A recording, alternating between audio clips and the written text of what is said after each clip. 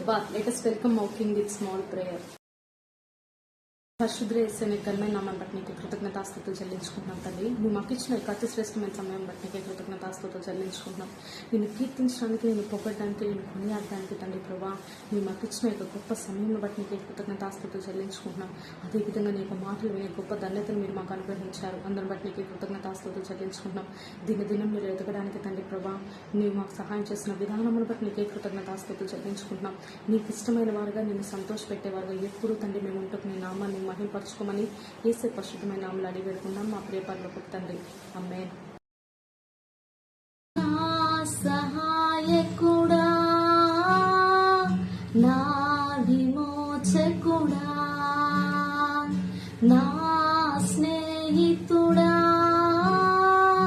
నా సన్నిధితుడా, ఈ లోకమంత విడచిన నా తోడు నీవేగా, ఊహించలేని ప్రేమతో హత్తుకొంటివా దేవా, నా తోడై రావా, నీవే నా కాపరిగా దేవా, నువ్వే నా వెలుగై నన్ను నింపవా, నీ వాక్యమే నన్ను బలపరచును,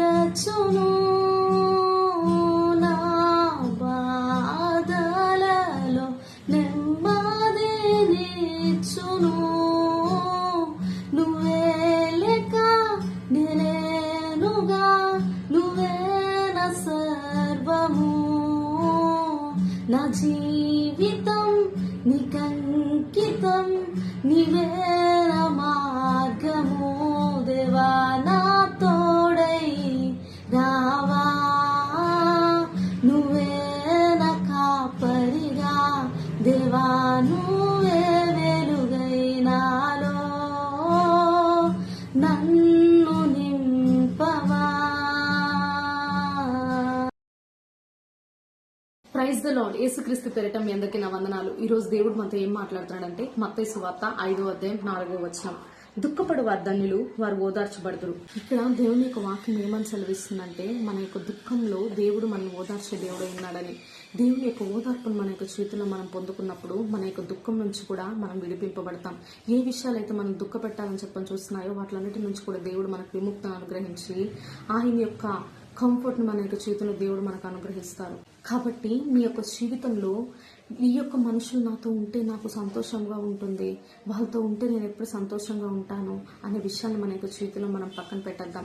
ఎందుకంటే ప్రతి ఒక్కరు మన యొక్క సంతోషంలో మనతో ఉంటారే కానీ మనం బాధపడుతున్నప్పుడు మన పక్కన మన ఓదార్చేవారు ఎవరు ఉండరు. అదేవిధంగా ఆ యొక్క బాధలో నుంచి మనల్ని బయటకు తీసుకొచ్చే వాళ్ళు ఎవరు ఉండరు. కాబట్టి మన యొక్క జీవితంలో మనం ఏసైతో ఉండడానికి ఇష్టపడదాము, ఏసైతో మాట్లాడడానికి ఇష్టపడదాము, ఏసైని మన యొక్క జీవితంలో కలిగి ఉండడానికి మనం ఇష్టపడదాము. అప్పుడైతేనే మన యొక్క జీవితం సంతోషంగా ఉంటుంది.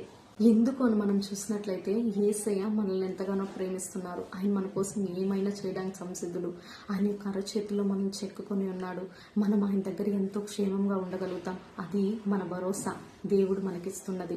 అదేవిధంగా మన యొక్క జీవితంలో మనం చూసినట్లయితే యేసయ్య మనకిచ్చిన వాటిని మనం పొందుకోవాలి అంటే యేసయ్యతో మనం ఉండడానికి ఇష్టపడాలి. మనం యేసయ్యతో ఉన్నప్పుడు దేవుడు మనల్ని ఓదార్చి మనల్ని నడిపిస్తాడు.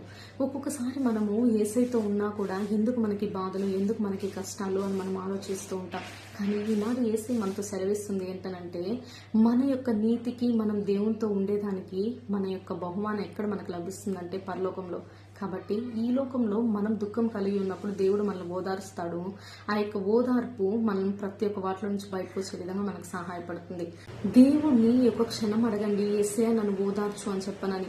ఎందుకనంటే దేవుని యొక్క ఓదార్పు మన యొక్క దుఃఖాన్ని అణిచివేస్తుంది, మన యొక్క దుఃఖంపై మనకు విజయాన్ని అనుగ్రహిస్తుంది.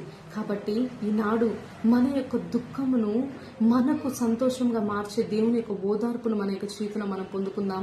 దేవుడిచ్చే యొక్క మెండైన ఆశీర్వాదాలు మన యొక్క జీవితంలో మనం అనుభవిద్దాం. దేవుడు మనల్ని దీవించి ఆశీర్వదించును గాక. ఆమేన్. నీవే నా బలం, నీవే నా నమ్మకం, గడచిన కాలము నాతో ఉన్నావు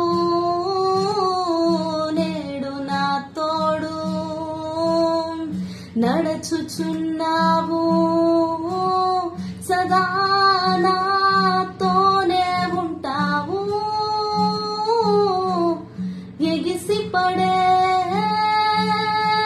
తుఫానుల్లో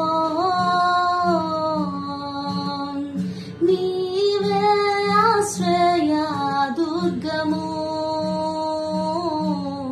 ఎదురు పడే అలలెన్నైనా అవి నీ పాదమూల క్రిందనే వ్యాధి నన్ను చుట్టినా లెమ్మని సెలవిచ్చెదవు యెహోవా రాఫా నీవే నా స్వస్థత ఓ వ్యాధి నీ శిరస్సు వంగెనే నాపై నీ అధికారం చెల్లదే రూపింపబడిన ఏ ఆయుధం నాకు విరోధముగా వర్ధిల్లదు ఓ వ్యాధి నీ శిరస్సు వంగెనే నాపై